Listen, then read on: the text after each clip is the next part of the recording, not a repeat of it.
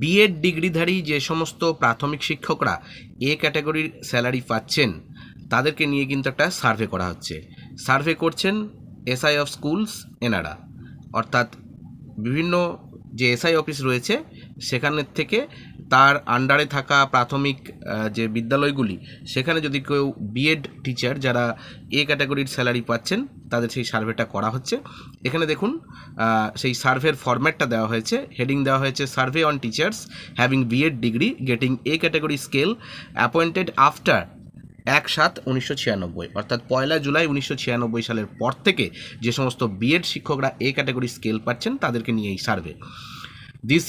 This form is intended to getting actual scenario of teachers appointed with B.Ed after 1st July 1996 and getting A category scale। অর্থাৎ এখানে বলা হচ্ছে যে এটা actual সিনারিওটা দেখার জন্য যে বিএড অ্যাপয়েন্টেড টিচার যারা রয়েছেন 1 জুলাই 1996 সালের পর থেকে এবং তারা এ ক্যাটাগরি পাচ্ছেন। Responses are invited from the DPSC, অর্থাৎ এটা ডিপিএসসির তরফ থেকে করা হয়েছে এবং তারপর চেইন সিস্টেমে এটা এসআইএসদের কাছে গেছে এবং এসআইএসরা এটা হয় হোয়াটসঅ্যাপ গ্রুপে অর বিভিন্ন হেড টিচারদের মাধ্যমে কিন্তু কনসার্ন স্কুলগুলোতে এগুলো পাঠিয়েছেন। ইন্ডিকেটস রিকোয়ার্ড কোয়েশ্চেন, যে সমস্ত প্রশ্নগুলো এখানে দেওয়া হয়েছে, যে নেম অফ দ্য ডিস্ট্রিক্ট, কোন district, name of the teacher appointed with B Ed after 1 July 1996, যেটা বড় হাতের এখানে লিখতে বলা হয়েছে সেই শিক্ষকের নাম বা শিক্ষিকার নাম। নাম্বার 3-তে বলা হচ্ছে date of appointment of the concerned teacher, তারা কোন তারিখে অ্যাপয়েন্টমেন্ট পেয়েছেন, ডেট, মান্থ এবং ইয়ার এই ফরম্যাটে লিখতে হবে। 4 নম্বরে বলা হচ্ছে unique employee ID of concern teacher in iOSMS, please insert correct data carefully. এখানে খুব সুন্দরভাবে সন্তর্পণে কারেক্ট ডেটাটা দিতে বলা হয়েছে। ইউনিক এমপ্লয়ি আইডি যেটা রয়েছে iOSMS এ সেই আইডিটা দিতে হবে।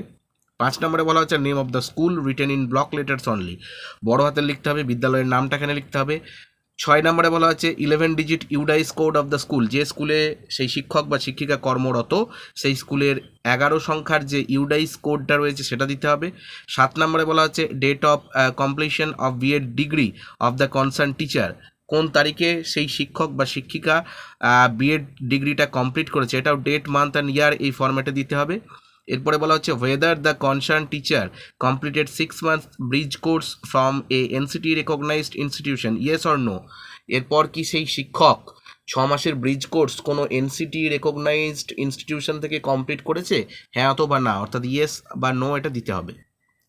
ইফ ইয়েস, যদি সে হ্যাঁ হয়ে থাকে অর্থাৎ কমপ্লিট করে থাকে bridge course, then date of completion of 6 months bridge course of the concern teacher, যদি সে কমপ্লিট করে থাকে তাহলে এখানে 6 মাসের ব্রিজ কোর্সটা কোন ডেটে শেষ হচ্ছে সেটাও ডেট, মান্থ এবং ইয়ার এই ফরম্যাটে লিখতে হবে। If no please put NA, যদি সে না করে থাকে ব্রিজ কোর্স তাহলে এটা নট অ্যাপ্লিকেবল, অর্থাৎ এনএ লিখে দিতে হবে।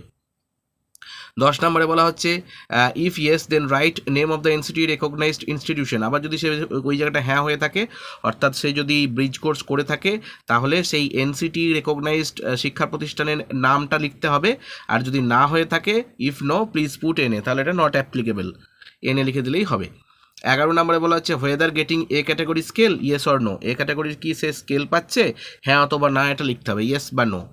12 নম্বরে বলা হচ্ছে if yes the date of effect of A category scale, কোন দিন থেকে সে এ ক্যাটাগরি স্কেল পাচ্ছে সেইটাও ডেট, মান্থ এবং ইয়ার এই ফরম্যাটে লিখতে হবে। যদি সে না পেয়ে থাকে তাহলে প্লিজ পুট এনএ, অর্থাৎ এটা নট অ্যাপ্লিকেবল লিখে দিলেই হবে। তো এই সার্ভে যে করা হচ্ছে এটা ছিল সেই সার্ভের ফরম্যাট, আপনারা দেখলেন, আপনাদের সাথে শেয়ার করলাম। ইতিমধ্যে যারা এই কনসার্ন শিক্ষক শিক্ষিকা রয়েছেন হয়তো এসআই অফিসের মাধ্যমে বা গ্রুপের মাধ্যমে হয়তো পেয়ে গেছেন, জানি না ভবিষ্যতে কি হতে চলেছে, যারা উদ্বৃত্ত বেতন পেয়েছেন তাদেরকে ফেরত দিতে হবে নাকি কি হবে এটা এই মুহূর্তে বলা যাচ্ছে না, তবে সার্ভে হচ্ছে, ভবিষ্যতে কি হতে চলেছে অবশ্যই আমাদের সেদিকে নজর থাকবে। ভালো থাকবেন, ধন্যবাদ।